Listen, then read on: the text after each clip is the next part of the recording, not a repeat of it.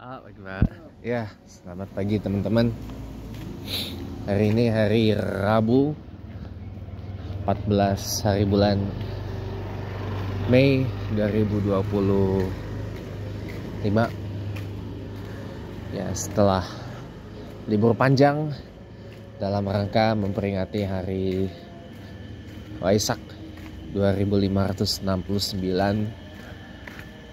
tahun Buddha atau Buddhist Year.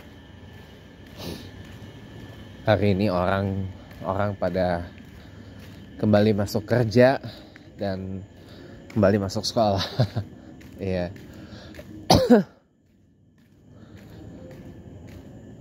Dan pasti macet lagi Jakarta. Tapi ya itulah. Tahu santai aja teman-teman pagi ini habis liburan dan cuacanya juga hari ini pagi ini alhamdulillah sejuk ya. Kita doain dah mudah-mudahan Jakarta tiap pagi cuacanya begini sejuk, kalau bisa tiap hari sejuk ya. Karena apa ya, kalau kita boleh ngomong jujur ya, memang Jakarta ini kota pesisir. Tapi kan kalau di wilayah selatan ini, Jakarta Selatan ini apa ya? Sebenarnya ini saya baru ngeh berapa tahun belakangan ini. Wilayah selatan Jakarta itu sebenarnya berada di kaki gunung. Ya. Salah satu gunung yang paling visible dari Jakarta itu adalah Gunung Salak yang ada di Bogor. Nah, sebenarnya hawa dinginnya Gunung Salak itu tembus ke sini. Tembus ke wilayah selatannya Jakarta loh, sama sebagian Jakarta Timur. Ya, Jakarta Timur yang wilayahnya berbatasan dengan Jakarta Selatan itu masih bisa.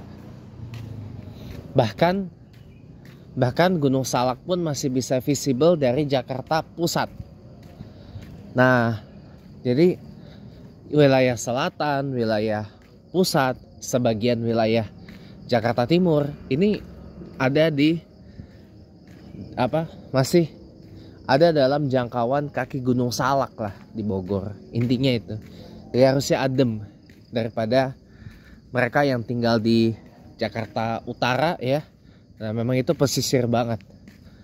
Jakarta Utara itu memang ketara banget daerah pesisirnya.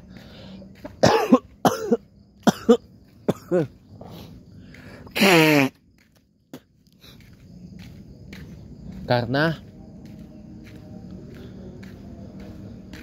kita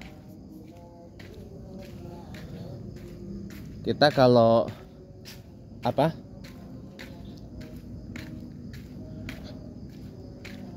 lihat langsung wilayah utara Jakarta itu yang paling pojok banget dari utara Jakarta itu langsung laut teman-teman, langsung laut. Jadi memang itu hawanya lebih panas daripada yang di selatan. Kalau selatan kan hawanya masih ya berada dalam jangkauan kaki Gunung Salak lah intinya itu. Jadi proud of being anak Jaksel. Iya. Kalau saya disuruh beli properti di wilayah Jakarta Utara saya nggak mau. Panas. Saya gosong saya. Iya. Soalnya satu, saya juga bukan orang laut. Ya, saya juga bukan orang pesisir. Gitu. Nah, kita ngobrol santai ya teman-teman ya. Sebenarnya dari dulu banget saya tuh pengen punya rumah di puncak. Pertama banget keinginan saya itu kebersit pas saya masih kuliah di UIN Jakarta dulu. Gini-gini saya juga pernah kuliah di UIN Jakarta loh, walaupun cuma 2 semester. Terus saya mundur, saya resign ya. Selesainya saya malah di UT, perguruan tinggi negeri yang biayanya jauh lebih murah daripada UT, tapi saya perlu waktu 7 tahun untuk lulus S1. Itulah perjuangan mahasiswa UT. Alumninya mana? Halo kakak-kakak alumni. Ya. Nah, jadi apa? Itu pertama saya ikut kegiatan namanya ELD Camp. Karena waktu itu kan saya ikut sastra Inggris kan, ngurusannya. Nah, ada kegiatan camping 3 hari 2 malam. Iya, 3 hari 2 malam saya nggak mandi itu, karena air susah. Di situ, di lokasinya. Nah, kebersihan saya, wah, enak nih, pengen punya rumah di puncak gitu. Ya, tapi kan beberapa minus poinnya yang diceritain di situ, kayak airnya mahal dan PDAM mahal dan sebagainya gitu kan. Tapi kepengen aja. Nah, keinginan itu relapse lagi ketika ada tawaran job nge-MC dari teman saya, Mbak Indah namanya, di puncak, di dekat masjid apa gitu, yang ada di gak jauh dari rest area Gunung Mas. FYI, rest area Gunung Mas itu adalah tempat relokasi dari para PKL yang dulunya berjualan di kanan kiri dari jalur puncak, termasuk Warung Patra yang ikonik itu juga direlokasi ke Gunung Mas. Jadi hanya menyisakan Asep Strawberry yang berdiri di bekas lahan yang dulunya restoran Rindu Alam itu. Bekasnya Rindu Alam, sekarang jadi Asep Strawberry. Tapi lahan PKL yang kegusur tuh yang ada di Kabupaten Bogor aja. Sementara di kanan kiri, ya kan, kanan kirinya setelahnya itu udah masuk Kabupaten Cianjur. Nah, itu nggak digusur karena memang beda kebijakan Bupati Bogor dengan Bupati Cianjur, beda kebijakan. Kalau yang puncak yang mengarah ke Cipanas itu kan udah masuk Cianjur ya, jadi itu nggak digusur kanan kirinya. Nah, itu saya pengen kebersihan itu di situ, teman-teman. Nah, itu muncul lagi. Nah, lumayan loh, honornya 400.000. Cuman ya kesononya saya bingung naik apa. Karena waktu itu kan saya belum tahu tuh, ya kan, ada angkutan umum yang bisa ke sono. Ya, saya kemana-mana naik angkutan umum, Pak. Iya, susah angkutan kan. Dan itu pun juga waktunya. Kalau naik gokar atau grabcar kena 400. Bolak-balik 800, Pak. Iya. Bolak-balik 800, Pak. Iya. Nah, ternyata saya buka YouTube-nya Master Nugroho Febianto ya. Taunya ada bus ke puncak. Dari ternyata deket sini, coy. Kampung Rambutan, Pasar Rebo. Iya. Ada ternyata. Ada 2 PO ya. Bus Doa Ibu sama Karunia Bakti. Itu 24 jam lewat puncak. Ya, saya kaget, ini. Satu lagi bus Merdeka. Satu lagi bus Merdeka. Tapi biasanya bus Merdeka malam berangkat ya. Malam. Kalau yang full 24 jam sehari, 2 tadi. Doa Ibu sama Karunia Bakti. Itu dua-duanya masih di bawah grup Mayasari Bakti. Kaget saya, ternyata ada.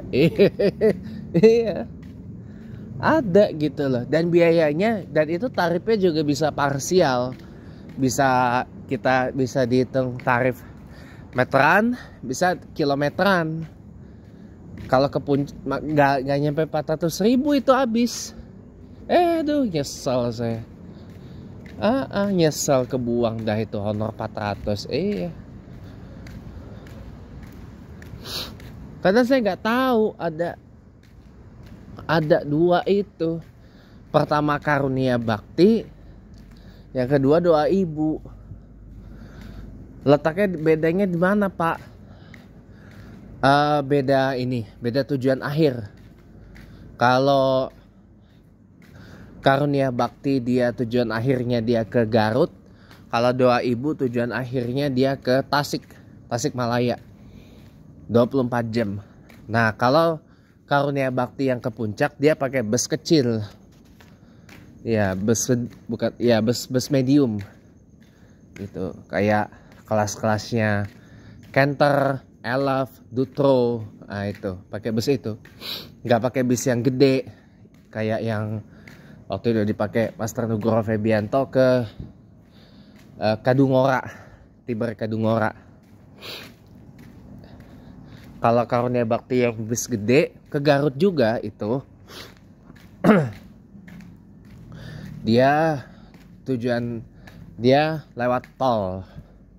Dia full lewat tol. Jadi dia nggak lewat puncak, nggak nyeser puncak, nggak. Begitu di Pasar Rebo penumpangnya udah dirasa pas gitu ya, udah dirasa udah korum, udah cukup, langsung bablas lewat tol. Jadi dia nggak lewat puncak kalau yang bus gedenya karunia bakti. Ya, yang lewat tuh yang bus sedangnya.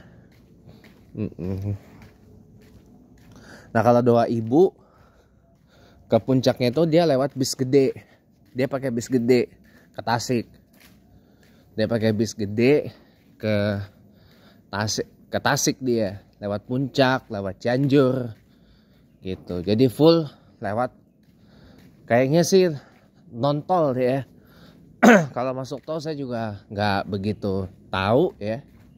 Maksudnya di mana? Tapi kayaknya sih full tidak tol.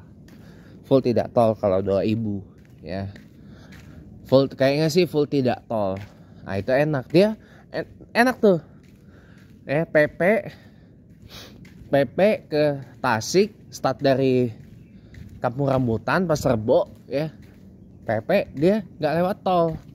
Ada sih tol ini tol Jagorawi itu pastilah. Maksud saya tuh setelah Jagorawinya itu, setelah dilewatin Gadok, Cisarua, Puncak itu, dia ke Tasiknya sepertinya tidak lewat tol. Tolnya cuma mau ke puncaknya doang gitu. Tolnya cuma pas mau ke puncaknya doang. Nah, begitupun juga karunia bakti yang ke Garut yang lewat puncak, sepertinya setelah lewat puncak itu dia setelah Cipanas lah lebih tepatnya, mungkin dia tidak lewat tol sampai ke Garutnya atau sampai ke Tasik untuk doa ibu. Ya itu tuh, aduh, nyesel saya baru tahu. Ya saya juga baru tanya belakangan masalahnya. Iya, kalau tahu gitu udah tahu gitu mah saya ambil. Tahu gitu mah saya ambil ya.